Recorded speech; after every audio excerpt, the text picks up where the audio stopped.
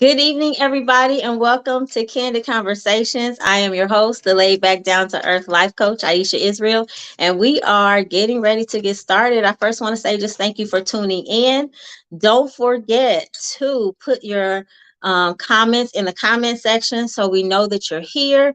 And of course, when we get to the girl talk portion of the evening, we will respond to your comments and try to include you into the conversation. So I just want to say, I hope your weekend was happy, restful, peaceful, whatever you needed your weekend to be. I had a very somber weekend. Not terrible, but I did have to attend two funerals. A family member and a very close co-worker of mine both passed away probably within a week of each other, and their funerals were days apart. So this weekend was a lot of reflecting, a lot of spending time with friends and family and talking and just getting close to each other and evaluating life. And so just not taking life for granted. Every moment counts. And so just remembering those types of things. And then, of course, the biggest news, what do you call it, news story all over the place is the Tyree Nichols, I hope I'm saying his name right, that was murdered by five African American police officers in Memphis. I think the story is tragic. And of course, him calling out his mom's name, just kind of like a dagger in our heart. And so just praying that justice is served, and just a reminder that life is precious. Not to get so upset about things that you are willing to take someone's life. I just think that that's going too far. But anyway, so I don't want to spend a lot of time on the low note, okay, because this is going to be a happy occasion, a happy evening. We have a boss chick here. Her name is Lauren Lowery, and she is a real estate professional, an entrepreneur, and she has a lot of valuable information to share with us. So you know that I am all about boss chicks and leveling up and learning and networking and all of those things and doing our best and building our wealth. And so I just want to make sure that you're paying attention, because real estate has a very important investment in our future, a very important place. So just pay attention, take all the notes that you can, get something valuable out of this. And of course, if you have questions, we can definitely get those questions answered. So I do want to mention tonight we don't have Miss Vanessa, who is our spotlight on education, our education expert, and we don't have Miss LaTanya. They both have previous engagements, no emergencies, so everything's fine. Just previously scheduled events. So, all right, now without further ado, let's get ready for our boss chick of the evening, Miss Lauren Lowery.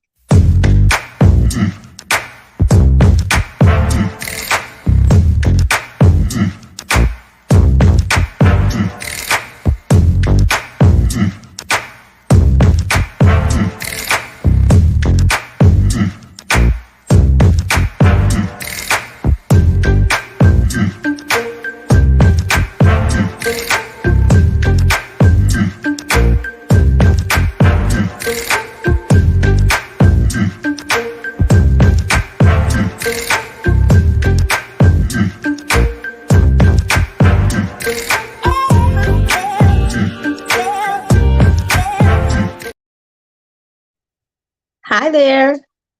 Hello. I love all of your intros. Oh, thank you so much. I'm so happy to have you on the show. How are you this evening? Doing well. Thanks so much for having me, Aisha. I really appreciate it.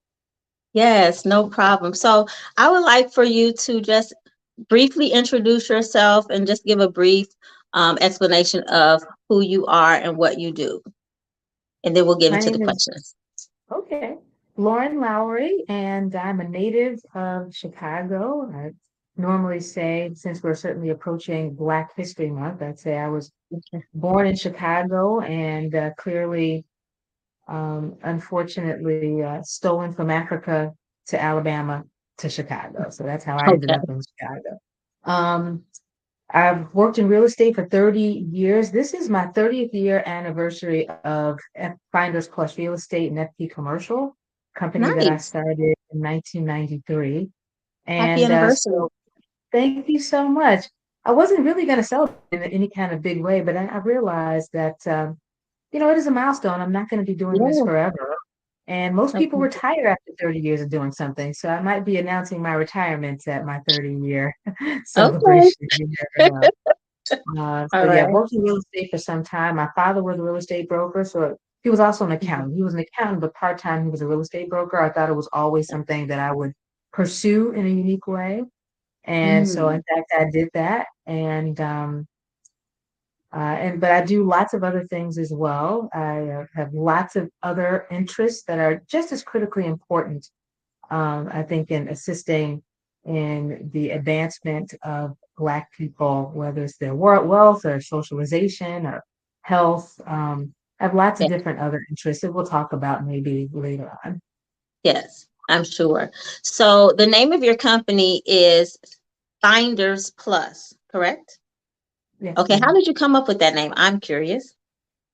Yeah, that is so weird. I was 24 years old when I started my company, probably a little too young to really think about dynamic names. I had no Okay. real marketing experience, etc. But Okay.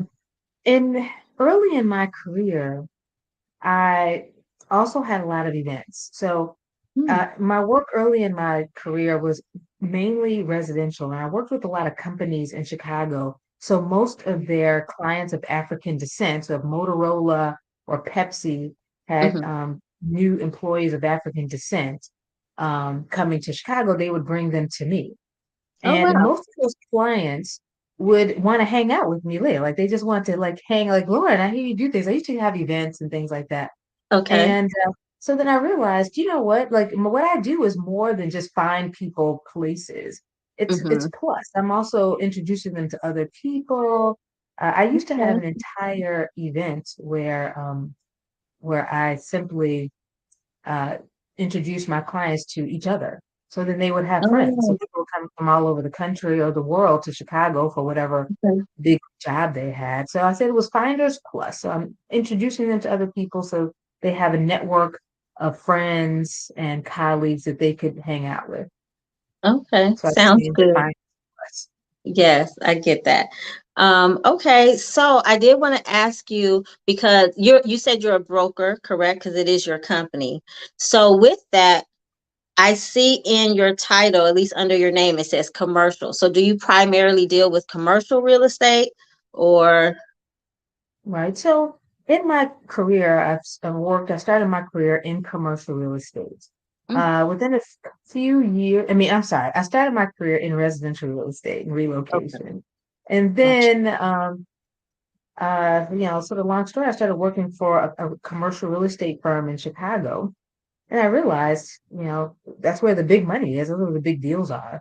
Okay. There are very few people of African descent working in commercial real estate. Very much a good old boys network and whatever else, Uh, old, whatever you want to think about. So okay. I decided to really sort of do some focus on that. But in the Mhm. real world of of real estate, my old clients will come back to me and ask me to help them with their now, not their houses, but their investment properties now. So they bought that house, they Mhm. kept it, they have more houses, they want me to help with Awesome. renting or finding property management, things like that. So Okay. I still do some residential, but the primarily 80% of my work is commercial retail. Okay. So, question. I know that years ago, I had a friend. She is a lawyer. She was a lawyer, but she went into litigation, and then she decided she didn't like that, so she went into arbitration. But she had to do something specific to change. Is real estate like that? So, like, if you started in residential, was there something specific you needed to do to be able to transition into dealing with commercial, or is it just your decision? No, that's a very good question.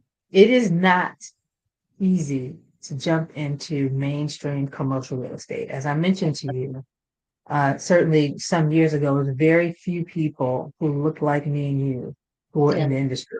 So they're sort of gatekeepers to Mhm. the information and to the contacts. So it was Okay. very, very difficult. Um, but can you rent a storefront in Chicago? A Mhm. storefront in Chicago, that's commercial real estate. You're working in commercial real estate. So to a certain degree, anyone can do that. But if you want to do that in a big way, so if you want to represent Starbucks and put them Mhm. in 10 locations in the city of Chicago, you Yeah. can't just jump and do that. It really is about relationships. It may be about the company that you worked with, so you can gain some of those relationships and then maybe Mhm. branch out and do your own, which is what I did. I learned. I was very fortunate that a company hired me, and Okay. my boss at the time taught me everything I needed to know. And then I left and did it myself. Okay. Very good. And so, how long was it between the time that you started with that person who taught you and showed you everything and you left? Like, was it a short period of time, long period of time? A very short period of time. It was about a little under 2 years. Again, I was working for myself. I very rarely, Okay. yeah, I was, I'm an entrepreneur. When I started Finders Plus Real Estate, I worked for a company called Draper and Kramer for just a couple of years, left and said I can Okay. do this myself at 24 years old. So probably after college, 22 to Okay. 24, worked for Draper and Kramer. They paid for my broker's license. They paid for my, studies or everything that you needed to do to be licensed and brokered up Okay. in the state. And then I left and started Finders Plus Real Estate, and then decided to something else happened, and I decided to take a job, and that job I took was a commercial real estate job, and it was just serendipity that I was fortunate enough to land with that company. And Mm-hmm. again, that gentleman who recognized I had my own company before, I didn't have to work on Fridays. He was like, yeah, do your own thing on Friday, no big deal. But it was a Nice. blessing. He taught me a lot. He taught me a Okay. lot by just throwing me into the job. Do Okay. this, and you just have to do it. You just have to perform. You know what I And mean? figure And it out you, yourself. yeah. So when I say he taught me a lot, he's taught me to figure it out, right? You know what I Okay. mean? Which is what you do in a lot of different, I think, Yes. And even though industries. it's tough, it can be empowering. So clearly, but it sounds like you've always been an entrepreneur, whether you had a job or not. You have an entrepreneurial spirit. So you were always going to branch out on your own, no matter what. It sounds like. No, Is that's that true? absolutely correct. I Okay. again, yeah, I didn't, my father had a job, Mm-hmm. but he always had a side business, which was his company called Lowery Realty Company. And I barely even heard one word about his job that he was an accountant actually for the federal government for 50 years. He never Mm-hmm. said a word about it at home, but he always talked about real estate at home. So I always knew that I could work for myself. I was never, it's also always good too at 24 to 25 to just, Yeah. you're not living on a lot anyway. You know what I mean? You're Right. not Yeah. You don't have a lot encumbered of with, requirements yet. Yeah. yeah, kids and tremendous bills and things like that. So you can start your own thing and be as Mm-hmm. aggressive as possible. But I don't recommend that people just quit their jobs like I did. You should always have sort of a part-time job, then do your Yes. own thing, see how it's going, and then do your own thing. Agreed. Okay, so now I know that in addition to your real estate company, you have a lot going on. We had a pretty in-depth conversation where you listed quite a few things that you're involved in. So what are your other passions? I guess I would use the word things that mean a lot to you because you sounded very passionate when you were talking to me, and I'm like, oh, we have to talk about this. But I would like for you to introduce those things. So there are a couple of things right now that I think are very important, so that are going on right now. So I also have a foundation called the Modern Dance Music Research and Archiving Foundation that archives the history of house music. Within that organization, we also have another, that's a non-for-profit. We have a for-profit called Vintage House, Okay. LLC. It's the Mhm. Vintage House Show. It's a radio show that comes on Wednesdays on broadcast on air on WNUR 89.3 FM. And it's Okay. also a podcast that you can jump on vintagehouseshow.com or .org or .us, and you can see what the company is.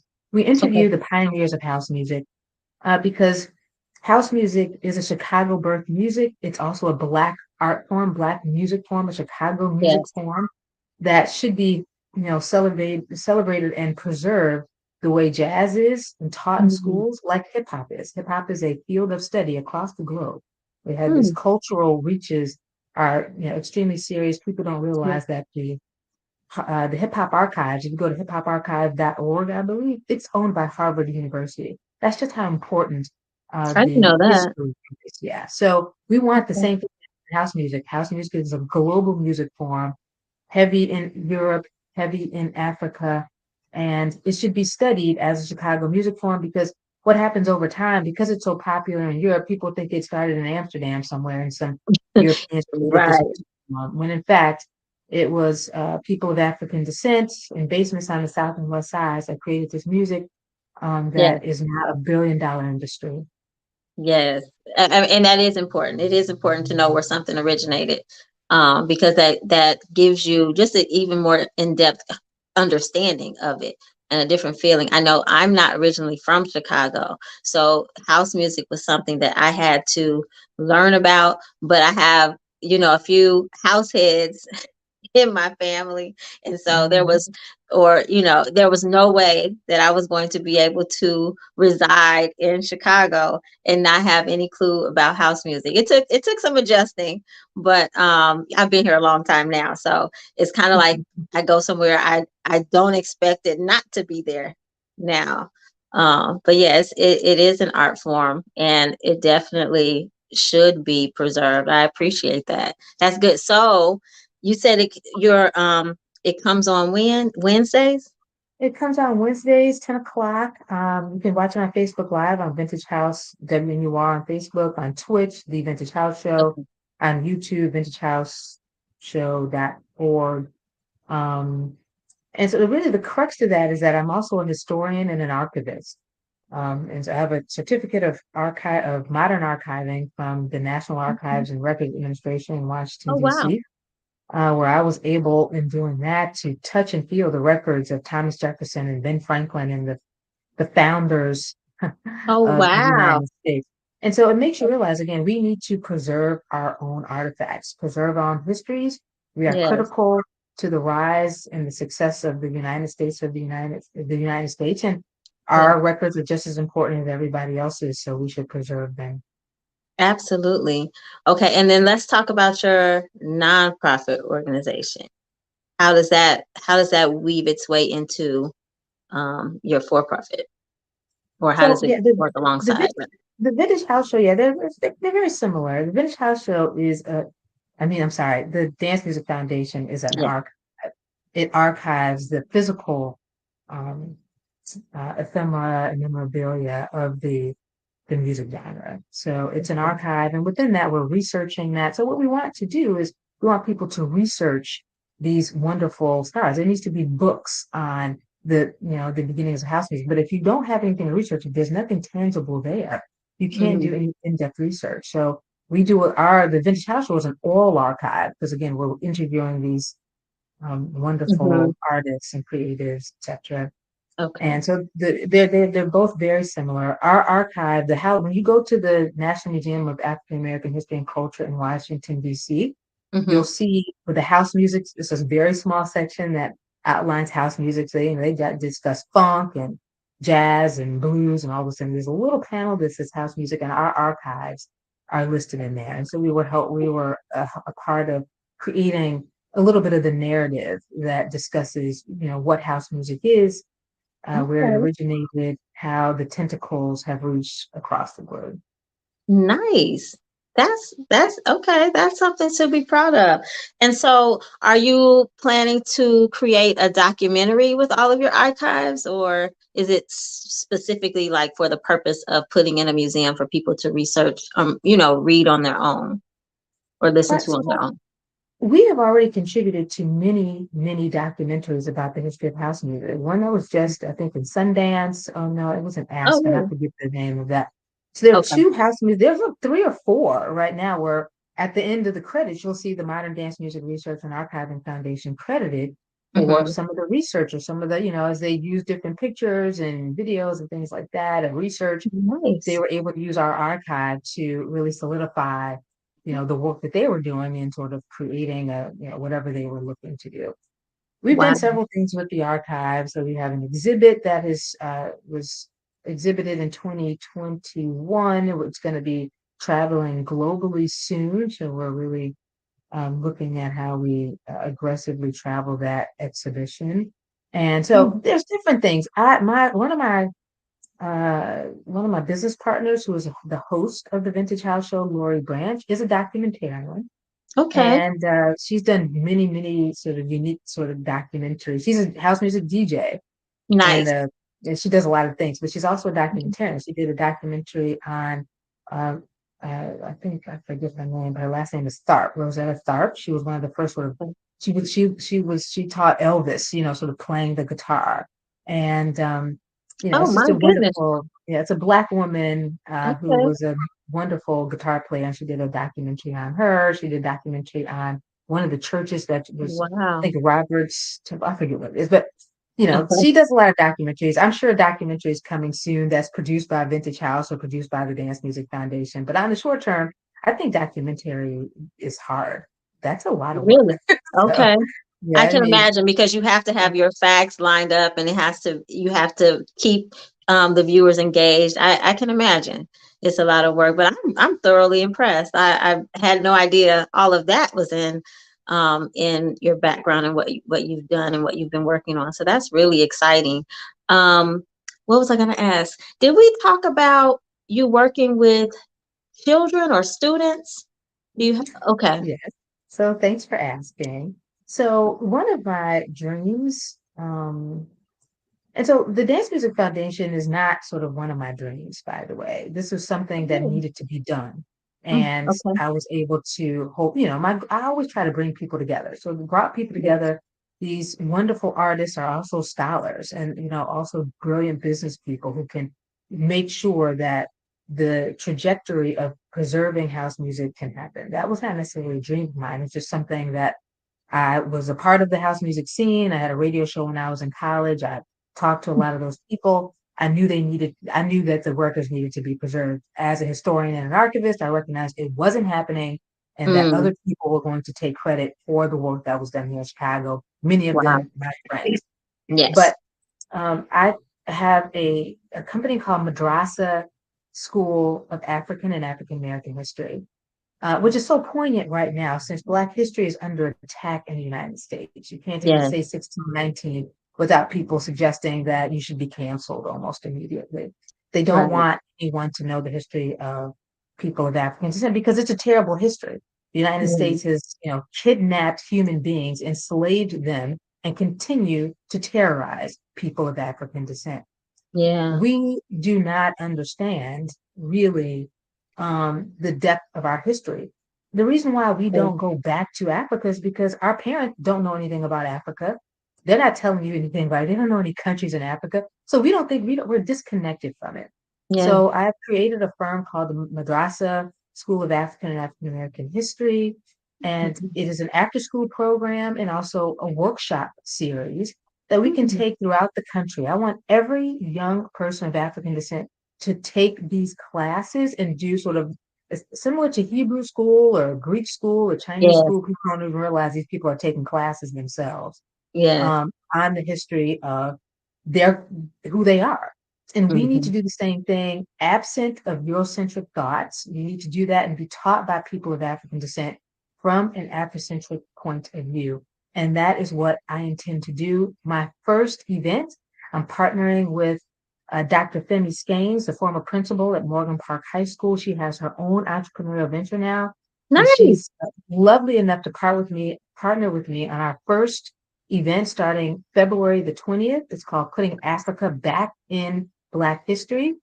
And it's going to Nice. be held at her corporate headquarters at 11125 South Kedzie, February the 20th from 11 until 1 o'clock. And we want people to bring their kids ages 9 to 12. And we'll talk just a deep dive into Yes. Africa itself. Let's think about Africa, the geography of Africa. How did we get from Africa to here? But we're going to just Yes. make it very chill, a very chill Yes. conversation about Nice. Africa, how dynamic it is, and the wonderful people that are there, and the things that happen, things that we should know. But we Yes. should know that there are 54 countries in Africa. We should know how West Africa might be a little different than East Africa or North Africa or South Africa. So we're going to talk about that in 2 hours with kids and their parents, because again, parents also don't know Yes. anything about Africa. So we're going to Yes. start from the beginning and work our way up. And hopefully, this will be also an international program I love that is it. taught by us. Because, of course, right now, again, Florida can't even teach Black history. Man, Nevada, there's so many states that have outlawed Black history. Black history is it's a crime to teach it, and that's a that's a problem. shame. Yeah, that is a problem. And then also for us, not there's a shame that comes with it, right? Especially just in our community, we're almost ashamed to show Black pride. Not everyone, of course, but there's a, like a little stigma there where it's like you want to have pride, but then you don't want to offend anybody. And, you know, nobody seems to have any problem offending us. Well, we're the only people in these United States that are completely renamed. We don't have any of our own sort of African names. We're walking around with European names and we're happy about it. Lauren Lowry is not an African name. Okay. So, Yes. but across the globe, in Haiti, they've got French names, and throughout Mhm. the Caribbean, they're walking around with Spanish and French names. We're completely renamed, and we don't even realize it. That's a socialization that takes place that makes you almost ashamed to be African. We can't even pronounce a lot of African names because we think it's funny and we think it's, like Mhm. it's not us. But we Yeah. are, if you look like me and you, even in a little bit, even in a shade of us, Yeah. your Yeah. people came from that place. And if you're not from Africa specifically, a lot of people have immigrated to the United States. They're very lucky to be born in Africa. But almost everybody else is born of an enslaved person, someone again, kidnapped and tortured. True. Think about if that was your grandmother who would lived in Africa and then somehow or another they were gone. Yeah. Like what a tragedy. What a Mhm. tragedy that you don't have your grandmother probably every day was longing for her parents and her siblings stolen, taken away, and then having to live here. You know what I mean? Like, and, Absolutely. and under the torture and again, police brutality and discrimination and racism and constant reminders that you're not wanted here. Yeah. um, that's a tragedy. And so we need to talk about that. We need to unpack that. Everyone needs to understand that, no matter how old you are.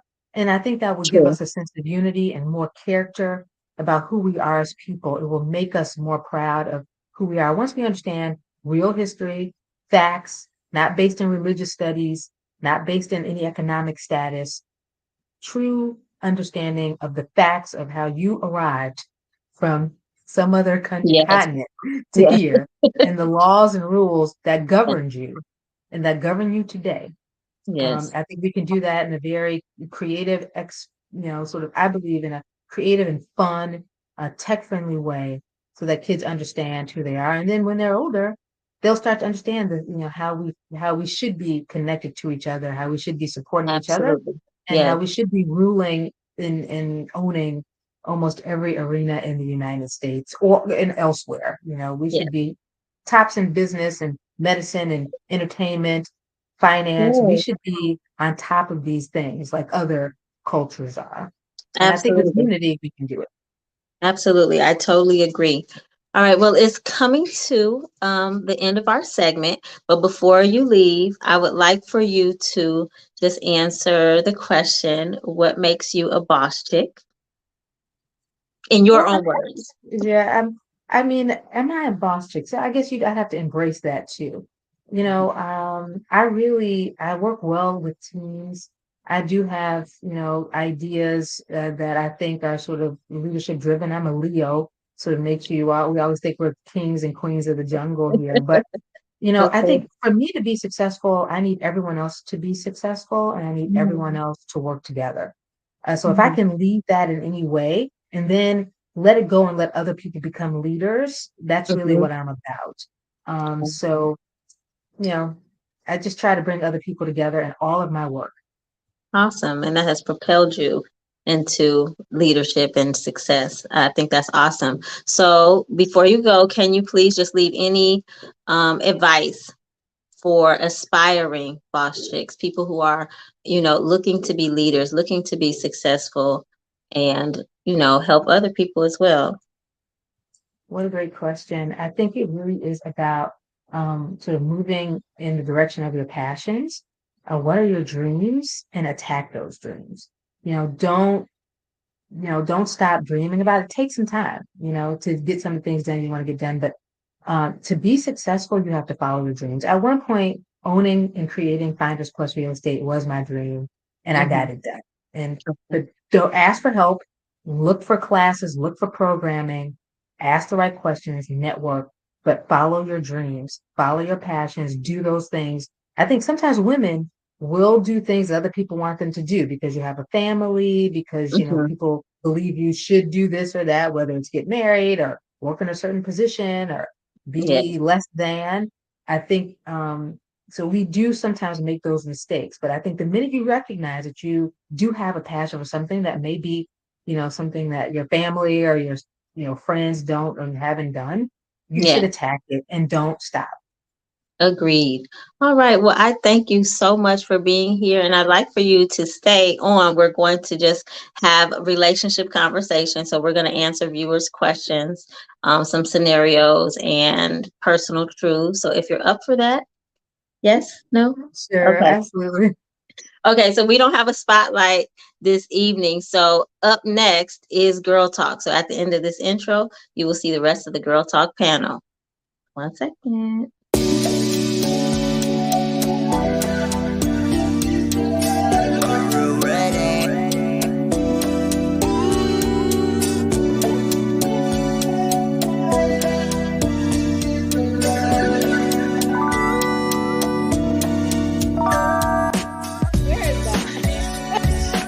Oh, I was just out in these streets, girl. I don't watch a lot of TV like at all. Gotta do something with numbers. Send help to LaTanya over there.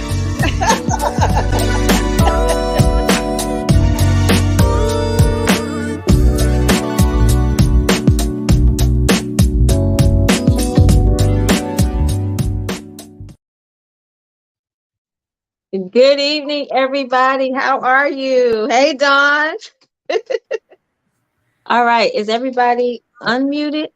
Ready to get the conversation going? All right. So, really quickly, how was everybody's weekend? Good? It was just a weekend. Nothing Okay. special. Nothing special? Nothing. Okay. Cool. All right. You can see we have some people missing. Dawn, did you want to tell us about your weekend? You're muted. You don't, you don't know why you're muted? Uh-oh. Can you see if you can unmute her? You tried? Okay. All right. Well, we have time to get around to your question, scenario, personal truth. So maybe, I don't know. Do you need to log out and log back in? Okay. All right. So, okay, we'll see you in a couple of seconds. All right. So, Lauren, since you haven't been here before, I'm going to explain to you really quickly. So, this is our Girl Talk panel. And what we do is we answer the viewers' relationship questions. So, they've already been submitted. Okay. They've already been submitted, and you just tell me. So I typically start with the person who's next to me on the screen, and that happens to be you. So you get a choice of a question, a scenario, or a personal truth. And then you can answer that uninterrupted. And then when you're done, the rest of us will chime in. Sound good? Sounds Okay. Check. good. Can you hear me? Yes, we can hear you. Awesome. Welcome. Okay. Lauren, would you like a question, a scenario, or a personal truth? Uh, Girl talk frightens me. So I'm going to say a scenario. Okay, a scenario. All right. It says, I'm a junior in high school and I've had the same friends for 2 years. Recently, I found out that my friends have been hanging out together outside of school without me. And I've started to notice and feel distance, but I don't know why or what caused my friends to pull away from me and leave me out. What is the best way to ask what happened without seeming too needy? Well, you know what? That's one question I could probably attack because I've been very blessed to have fantastic friends. So Awesome. I've had my best friend is named Wendy. I've known her since nursery school. Oh, We wow. went to grammar school together. We didn't go to high school together. We went to college together, and we Mhm. pledged together. Oh, And so I've known her, 50 years, wow. even though I'm only 35. I'm only 35, Okay. but I've known her for 50 years. So, I understand that math um, perfectly. yeah, exactly. So, um, I think high school is one of those interesting times where I think, the kids don't realize, and it's hard. I'm happy that someone would ask the question instead of sort of, like losing their mind over sort of friends going one way or the other. At 15, 16 years old, you're going to have friends that go this way or that way. Mhm. Um, I think you have to make them realize that in life, your friends are going to come and go. You're going to meet people who have more things you're interested in than you might have been before. So you're going to continue to Mhm. grow. You're going to learn more. And sometimes friends are going to disappear. Sometimes they'll come and sometimes they'll stick around. But I think, you could always ask one of them, hey, what happened? But, don't shed a tear on that. Continue to live your life, do your thing. You're going to meet other people, even without trying. You're going to meet other people. Think about it like kindergarten. You knew nobody, all of a sudden you had 20 friends. So just keep going, attack school, finish school. You're going to go to college and meet a whole new group of people. You wouldn't be hanging out with them girls anyway. So that's my answer. Okay, I like that answer. Anyone else? Yeah, I would just ask honestly. But I think that I don't know if it would sound, I guess we think that it sounds needy when we don't understand emotions well or emotional intelligence. It doesn't sound needy when you're asking for clarity. I think that she just needs to not make herself feel like she's being needy because she wants clarity on the changes in the friendship, but she also has to understand that friendship dynamics often change. They may have bonded off of something that she doesn't know about or something she can't relate to. Like one thing I feel like a lot of people talked about in high school that I could never relate to was sex. Everybody was talking about it. I had to stay out of those conversations because I didn't know nothing about what no, I didn't know nothing about it. So if I Mhm. had certain friends that I used to be closer with, and that wasn't to say that was always the reason. Some people were smoking, some people were drinking, like they were doing different stuff. And so I kind of respected them to an extent that they weren't trying to drag me into different stuff that they did. I respected people for allowing them to be them and allow me to be me. Sometimes people just they have different rhythms. You got to figure out where you fit in. Yeah. I honestly, I have almost the exact same answer that you have. Like when I was in high school, my friend group, we were really tight, and then I noticed some changes. And then when we kind of came back together, I think we were hanging out our senior year, and I noticed two of them smoking. I'm like, well, when did you start smoking? But like I have never smoked to this day. I'm 48. I've never smoked anything. And so my mom used to tell me, she was like, they probably were doing something that you don't want to be involved in, or maybe they thought that if you knew, you judge them. Like people make their own decisions without asking you. You know what I mean? They don't come to you and say, well, how would you feel if I smoked in front of you? Not in high school. They're not as intelligent as people are. They're not always articulate in expressing themselves about how they feel, or their insecurities themselves, because that's an insecurity. You know what I mean? If you are smoking and you don't feel comfortable telling your friend, that you have a little bit of a hang up. If that's your friend, you should be able to say something. But I digress. Dawn. No comment. I didn't even see it, so I can't comment. I had logged Oh, out. you didn't see it? Oh, okay. I So you missed dipped it. out during the scenario. Yeah. Okay. All right, cool. Monique, you are up. A question, a scenario, or a personal truth. Let's do a question. All right. Question. How many dates should you go on before you ask a guy, where is this going?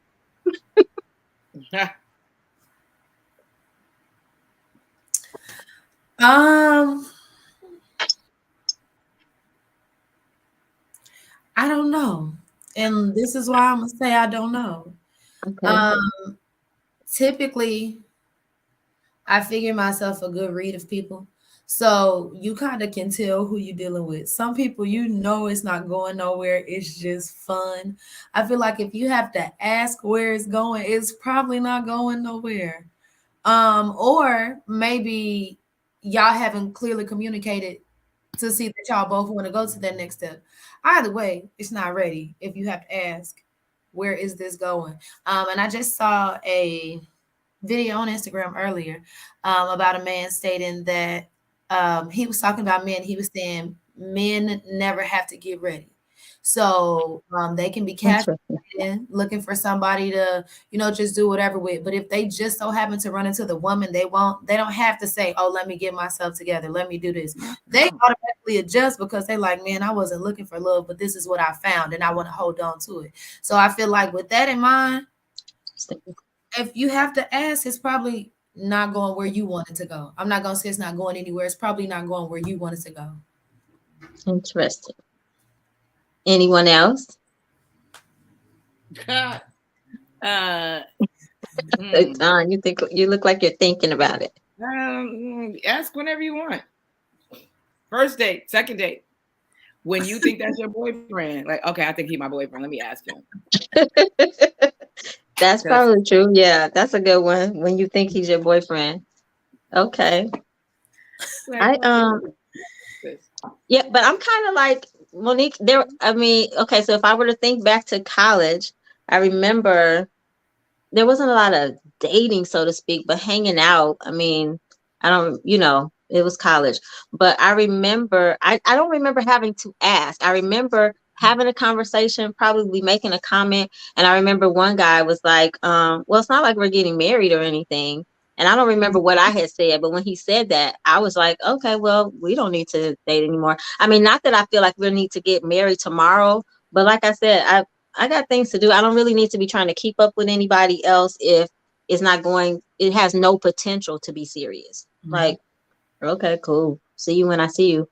I mean, and it wasn't any hard feelings. You're just like, okay, thank you for clearing that up. Mm-hmm. Then I won't invest in this like I would for somebody I think is going to be long term.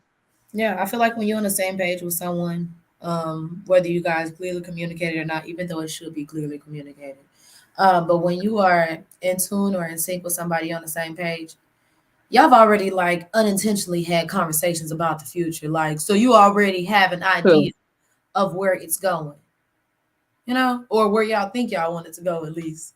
Right. True. And hopefully, Right. you're ready for whatever the answer is, right? It's going nowhere. Oh, Nowhere fast. Right. Lauren, did you want to chime in before we move on to the next? You all are like 20 times smarter than me on this subject. I mean, you all have covered it all. So I think I got, I agree with all of y'all. Okay. All right. Sounds good. Dawn, it's up to you. Question, scenario, or personal truth? The one we haven't done yet. Personal truth. Okay, let's go. All right. What do boundaries in your relationship look like? Boundaries in my relationship look like respect. When you crossing the line. That's it. Respect me at all costs. Do not embarrass me in front of. Don't do it. Do all the dopeness. My boundaries are, especially if we marry, exactly. You know what pushes my buttons. You know how I like things. So let's just abide by the rules and let's have fun. True. Oh, that was a personal truth. Okay, so personal truth is specifically about you, so not about everybody out there. Because I was gonna say everybody can look at that differently, right? I always say that I think marriage is about the two people that are in it, right? They have to agree. So what you think marriage looks like might not look like marriage to somebody else. But for me, what do boundaries look like? For me and for us, I always go to communication and trust. Right. So I feel like if you are open with your communication, that helps the trust. So again, I'm with Dom as far as respect. If you are respecting me when you're with me and when you're not with me, um, then we're good. Communication, honesty, so boundaries. I'm trying to think. I mean, my husband is usually pretty good. My husband hangs out a lot. So my husband is in the entertainment industry, right? In the, what do we call this? The event planning business. So he's out a lot, and a lot of times he's out at night, but he does call me. He does pick up the phone and let me know. So like, hey, I'm going here. Don called me to run and go look at this comedy show, or Don called me to do this. I'm gonna be out till like 2 or 3 or whatever. But he communicates with me, and I am so I like, wasn't with him. cool. I'm going to bed at 9 tonight. Then, like, if you're gonna be out, like, if you're gonna come out, come back later than 1, I'm probably gonna go to sleep because I'm not staying up that late. But he talks to me, so I think that that's cool. And Donna let me know if he's acting up. No, I'm just kidding. I wasn't even with him. So what is he? He What is, doesn't act up. I'm just playing. I'm just joking. I know you were. I heard you in the background. And I mean, that's what I'm saying. The boundary, that part, you heard me in the background. The boundary is, don't let her be like, I'm respectful because, we know each other. But what if he was Yeah. out? And here's the boundary. Oh, girl that I hear, she don't sound right to me. So now she's over it. I mean, am I trying to Yeah. explain it? Mm-hmm. Now, Yeah. No foreign voices. like, that's a boundary. Like, you done Yeah. crossed it, and what's going on? Now get your ass home. Mm-hmm. And Yeah. don't let old girl act up, because some women are out of control and will just do things just because they lonely, I guess. I don't know. But don't act up. That's my boundaries. If you are out and about, don't let her get you in trouble. That's it. That's How what was your it mom used to tell me. Oh Don't let yeah. somebody Definitely not. Let the kids get in trouble now. He a um, grown up. I would have to agree with both, and I'm gonna have to add understanding. So boundaries for me look like clear communication. I don't like to be left hanging. So one of my biggest pet peeves, be it a intimate relationship, a friendship, even with just like my family. Say what you mean what you say. Like, I don't want to be trying to figure out what the problem is. Tell me what Yeah. I've done to offend you or whatever, so that I can make said correct. I can correct it, but I can also, I don't even have to explain where I'm coming from. Sometimes, you just have to accept what it is and move on. But I'm nobody, I'm not a mind reader. Like, you have to clearly communicate when there's a disagreement or something that just really won't sit well with you. But I also need you to be open to receive the same way. So be understanding that even though you may not be comfortable with speaking on something when it bothers you, I am. So if something is bothering me and I feel like it could jeopardize us, I'm gonna speak up and say something. And it's not True. gonna be in a way to nag or to make you feel away, but it's like, hey, um, I love this. I love what we have going. I would like to continue it, but this is something I feel like we can kind of try and move past. Like, this is something that hits my nerve. And some people are like, oh, well, I don't want to change who I am. I'm not asking you to change who you are. I'm asking you to just be mindful of how some of the stuff that you may say or do Mm-hmm. can affect me. Because at the end of the day, everybody was born and raised differently. Like, we all That's come true. different households. So, um, understanding, and then the respect thing. I'm with Donna 100%. Don't, first of all, be accountable for your own mistakes. Don't try to put it off on somebody else. Definitely don't let nobody else get you caught up in nothing. A lot of the times, Yeah. guys, especially guys my age, they let their friends get in their head. Oh my God, and it just ruins it for the Yeah. all of us. A relationship. Because half the time they friends be getting in their ear to make them mad, stop talking to us so they can try and slide in our DMs. That's one. Two, a lot of their friends, sometimes like men bond really tight. A lot of people be mad when they be like, oh, well, he'd rather do this for his friend, but he wouldn't do it for his lady or his woman. Mhm. But that's because a lot of guys bond really tight. They bond really close. Um, don't don't get around your friends and get the wild, and like, just remember that we are still as, even when you over here and I'm over here, we're still as one. So I expect you to do in my absence what you would in my presence. Like, Yeah. don't get the wild and out and acting crazy. Like, and no, Definitely don't. Yeah, don't cuss at me in public. Don't call me out my name. Don't. I'm trying to think of what else. Wait, when you were talking, I thought of something else. Don't remember right now, but those type of things. So we're saying like respect, but I'm just trying to give examples so that it's clear for somebody who's not really sure what that looks like. Because I've seen couples that will go at it and argue in public. I don't like to do that. There may be something that we need to discuss. It may be something that we need to have a deep discussion about, but I don't want to do it in front of other people. So I don't like that. Like if somebody keeps egging you on, like to have an argument right now, like that, I don't like that. But okay. Lauren, did you have anything you wanted to add? Yeah, I mean, unfortunately, again, I'm the wrong person for girl talk because I have very low tolerance for BS. That's And okay. I can feel people, sort of playing you like a punk in 1 second. So the minute that happens to me, I immediately Mhm. don't like you anymore. And then people trying to figure out why I ghosted them because you, for a second, thought I was a punk. And unfortunately for you, I'm not. So bye. So that's why I'm Yeah. currently unmarried. Peace. You That's like it. peace. Don't have time for drama. I get it. All right, cool. Oh, it's my turn. Y'all ready? Okay, let's see. So we did everything. We did a question, a personal truth, and a scenario. I am going to go with a personal truth.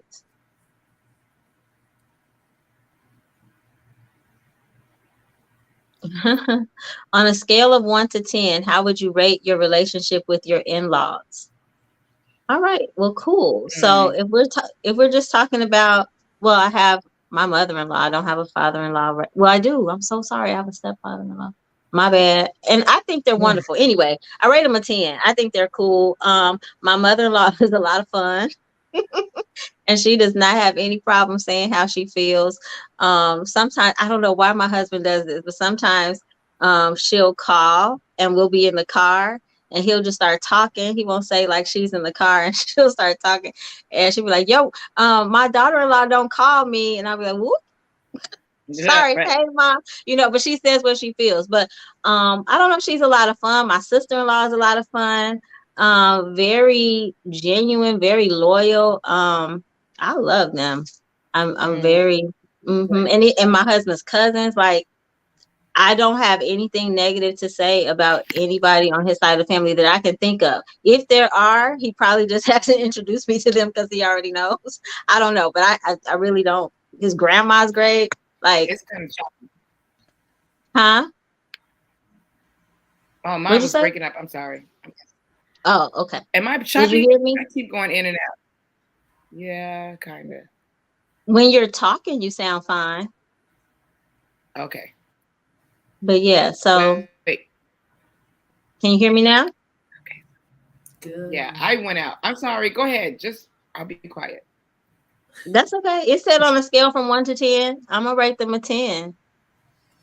Oh. um.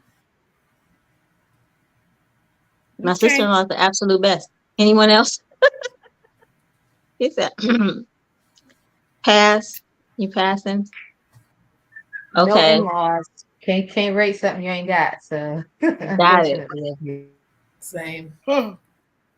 Boring. My in-laws. Now that I am divorced, it was a complete zero. My ex-husband was said my people were 10. My ex-husband's in-laws were 10. My in-laws negative. Negative, like not even zero.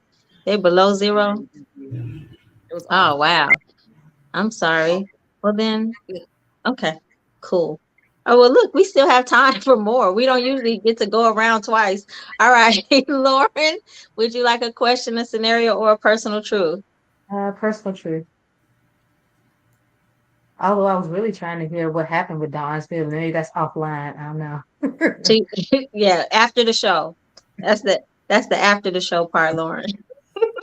All right, so your personal truth is: are you an optimist, a pessimist, or a realist? Please elaborate and give examples. um, I I grew up in a family full of optimists. I'm very much a realist though, so I think in between the two, I always have great hopes that, everyone can achieve more and do better. One of the things I always dreamed about is like if everyone had the same mindset as Dr. King, where would Black people be? If we all thought we were going to be leaders and examples of, Black power and things like that, I was like, we can all do that. And people are like, no, there's some people who are just going to be followers and just not going to do the right thing. But I'm always optimistic. I'm very optimistic about Black people, though, too. So I always am hoping that we will continue to get better in this country and globally and things like that. So I'm an optimist, but I'm also a realist. I recognize where we are, where I am in the world, what I can do. It's just myself generally. I don't have a lot of family, only so many people you can trust, with True. things. So I'm very realistic, sort of in that way. But I do always, I'm always hopeful that people do the right things and that greatness can be achieved because we know it can. There's examples every day of that. So it can Yeah. happen. Even your dreams coming true. Like I will feel very positive that can happen. Even if it took 20 years, this dream is going to occur. There's so many things that, slap you in the face that's, in the real Yeah. world. Do you Yeah. have any money? You know what I mean? Like things like Right. that. So, um, Wake you up. but yeah, exactly. But try to be optimistic. Okay. Mhm. Cool. Anybody else? Dawn, Monique. Yeah. Well, I know that I'm a realist. I'm prepared. I'm a realist and an optimist. So what happens is I accept what's happening. I know it's the truth. I don't make up shit. Like I'm not. I don't live in a make believe world. Mm-hmm. I had a friend one time tell me like, "Oh my God, Dawn! Every time you say you got to do something, you do it." I'm like, "Yeah." Like, What are you supposed to do? because she used to make up things in her head like, "I'm going to do this," blah blah blah blah, blah. Oh, And it okay. was just like a dream, like it make believe, not even a whole dream, because you dream things and you can make it happen. But it was just like craziness. And then I'm optimistic that it will happen, Got but I it. understand. I mean, I I get take things. that. Yeah. What about you, Monique? I would have to say I'm kind of similar to what Donna's saying. I'm optimistic until I have to be realistic. I'm very hopeful that things are going to work out because, as Lauren stated, anything is possible. But we all know that life happens and you can plan things a certain way. So when things start to change, you have to start adjusting, figure out what's really able to be accomplished or what can you actually do versus what you plan to do. So I think I'm always initially optimistic, but as the dust settles, I become more realistic of what's going to happen or what is or is not going to be. Got it. I think that I am more of an optimist than I used to be. I do slide back between optimism and realism, but I think that I have big dreams, but then I go and I write down what is necessary to get there. So it's like I take, my optimism, my hopeful, um, I don't know, my, oh, everything's going to be great. I am definitely the happy Monday, happy Tuesday, happy Wednesday, happy Thursday. I'm that person. But I don't just expect everybody to be happy. I look, I try to make my day happy. I try to, you know, s- what do you call it? Shine some sun on other people, especially if I see that they're looking unhappy. I don't like for people to be unhappy around me. Now, once a month I might be a little bit down, but I try not to be around people I at know that that's time. So it's like, yeah, you don't want to see me like this. I'll just catch you next week. But other than that, I think I'm an optimist with I don't know, strategic realism. I don't know. Sounds good to me. right. I just made that up. But all right, you ladies, it is almost the end of the hour. So we are pretty much done. I want to thank you all for joining the conversation this evening. We didn't have a lot of comments during the conversation. So I guess some of our regulars weren't here tonight. Some of them really have a lot to say.